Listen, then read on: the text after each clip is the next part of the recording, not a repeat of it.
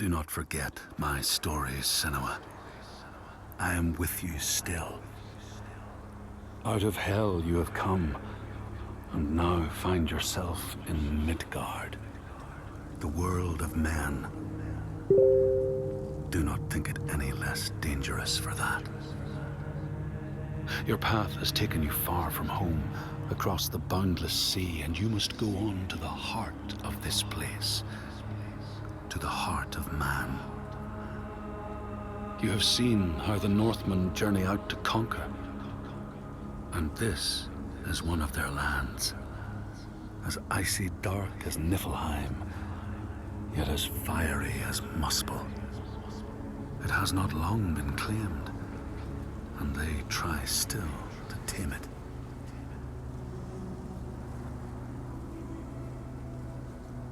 The Skald's verse speaks of a man called Grettir the Strong.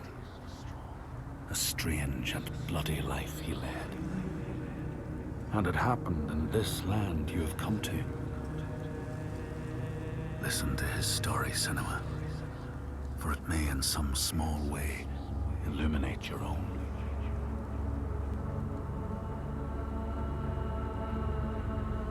The Skalds say that in Grettir's time, a nearby farm was plagued by hauntings. A shepherd called Glamour was killed by some evil force, found dead in the snow, bloated and black. His body could not be taken to burial, because he was held fast to the ground. So it was left. 3 days after his death, the body was missing.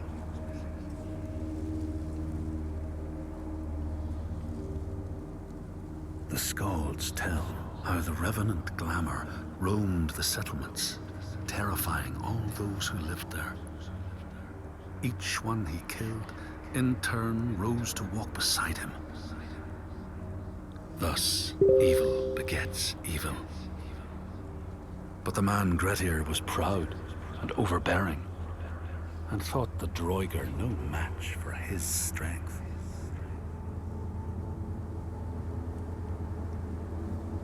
The Skalds say that Grettir fought and killed the Droiger Glamour, but not before Glamour had cursed him.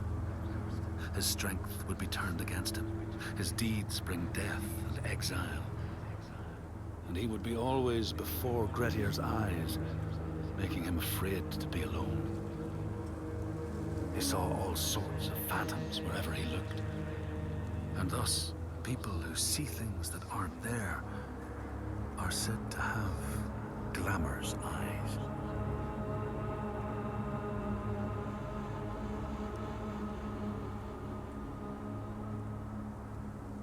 The Skalds tell how in the time of Grettir's kinsman Thorgrim, there was a terrible famine.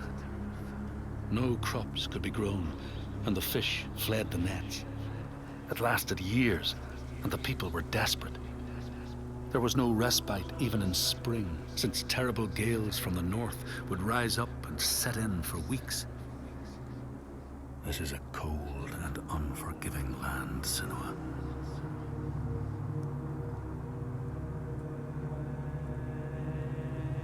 In the time of famine, at the place known as Rifskar, Thorgrim found a huge finback whale, beached and dead.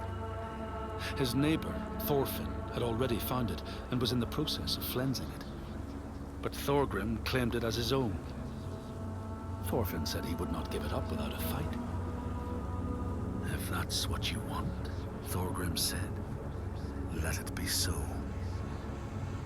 And he launched a blow at Thorfinn, cutting off his head in one strike.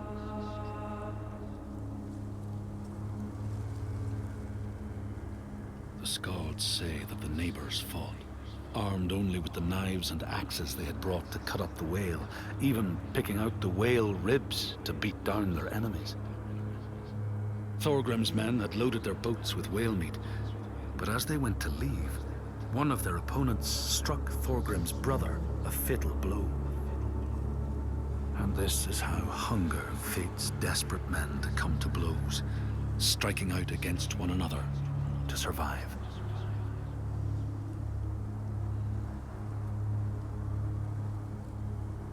Skalds speak of the time Grettir, traveling with some others, ran into rough weather and docked their boat on an island. They had not brought fire with them, and the merchants complained bitterly. Seeing a great fire blazing on the other side of the strait, Grettir said he would swim over to fetch it. He took off his clothes and struck out across the water, wearing nothing but a cloak.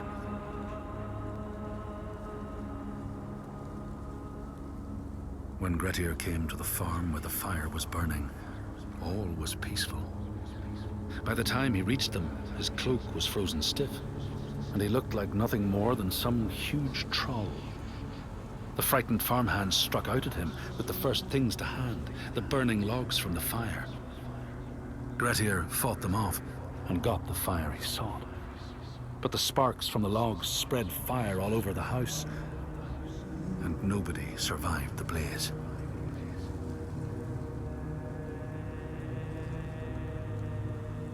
The Skalds say that Grettir swam back across the strait, keeping the fire safe from the water.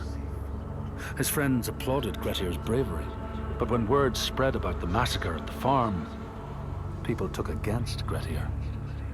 Nobody wanted anything to do with him, and when the news reached the Althing in the summer, Grettir was pronounced an outlaw. All doors would hence be shut to him.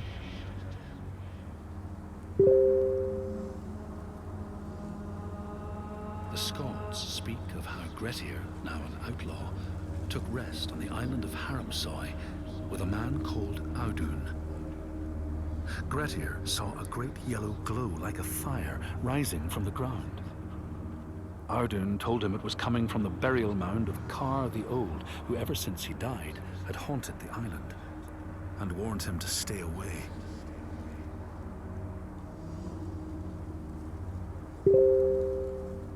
The Skalds say Grettir wanted the sword that was buried in Kar's howe, and would not be deterred from seeking it. He broke the mound open and started digging until he reached the timber props. By this time it was night. Audun warned him again not to continue, but Grettir threw down a rope and went inside the mound. No light penetrated it, and it reeked of death. But he persisted in exploring.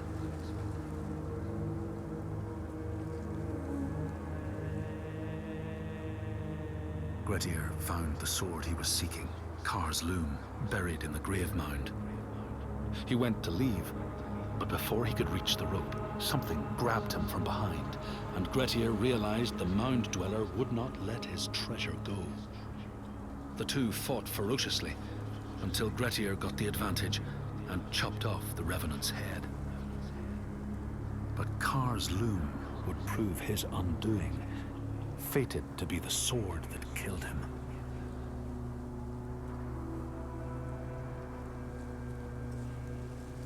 The Skald's verse tells how Grettir made many enemies with his proud and overbearing nature. Always quick to anger, his strength and fighting prowess meant that even the most trivial of quarrels met a fatal end. The kinsmen of those he killed or maimed were angry, and because he was an outlaw, no one was allowed to help him.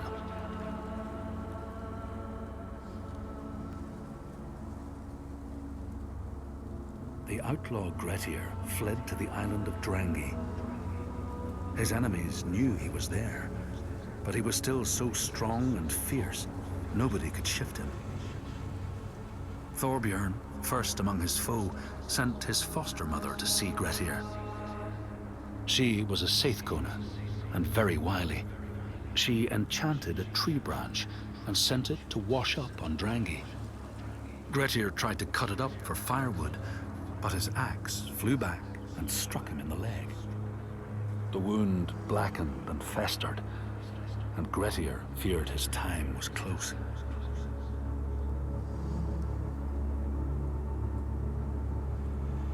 The Skalds say Grettir, wounded by Seidr, was now so weak it was possible for his enemies to defeat him. Under cover of night, Thorbjorn and his men attacked his shelter. They tried to disarm him, but he clung so firmly to his sword, Kar's loom, that they had to cut off his arm to get it free. Then they used his sword to cut off his head, and the land's mightiest outlaw was dead.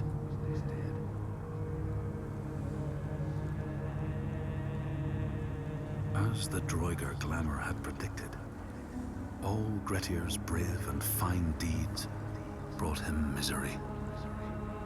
So fate makes prisoners of us all. But it was Gretir's nature that made him fight the Droigar, and Gretir's nature that led to blood feud and exile. So what is truly our prison, Senua? Is our path ordained, and we powerless to change it? Or do we blame uncertain powers for what we ourselves ordain?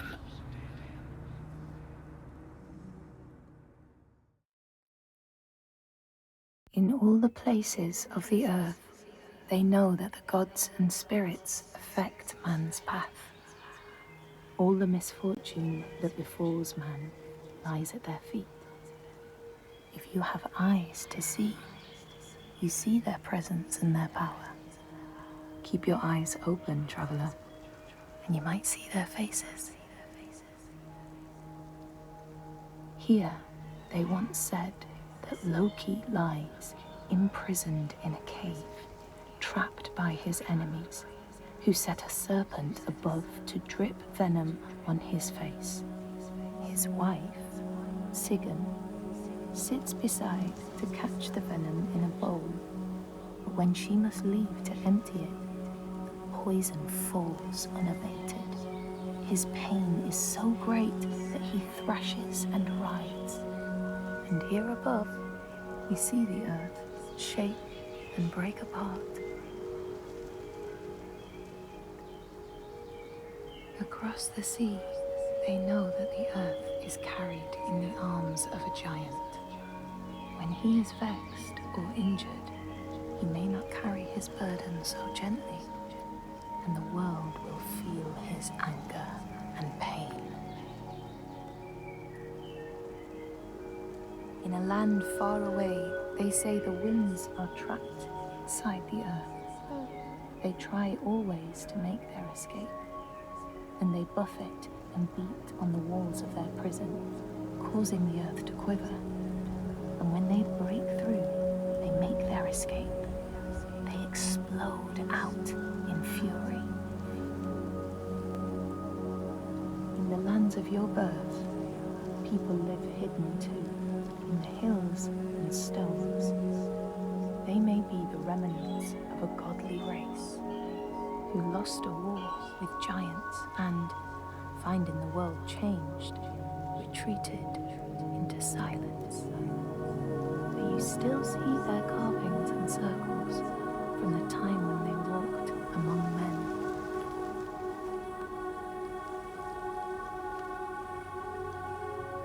Here, they know that if times are harsh, you may ask of the hidden folk to share their bounty. And if you are strong and wise and good, they may hear your plea and send you aid. But if you are not, or if you do not respect the strictures they lay down, you might have your strife doubled.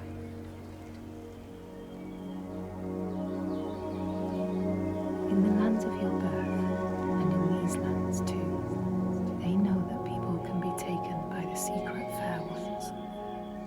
If you are not careful and do not keep to the pathways, you may find yourself among them.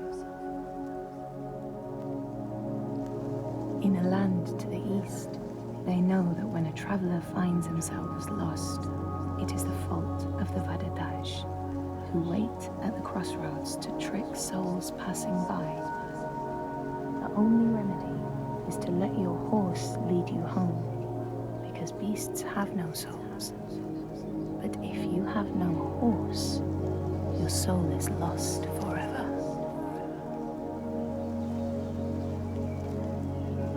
In this place, they know that sometimes the hidden folk will take their children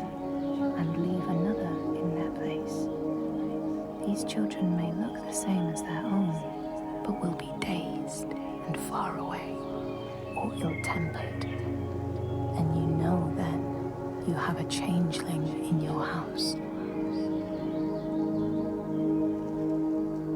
In this land, when people cannot raise their children, they will leave them in a sacred place for the hidden folk to take and care for. Sometimes these children come back, but it is said that they are changed with a wildness in their eyes, and their parents do not want them.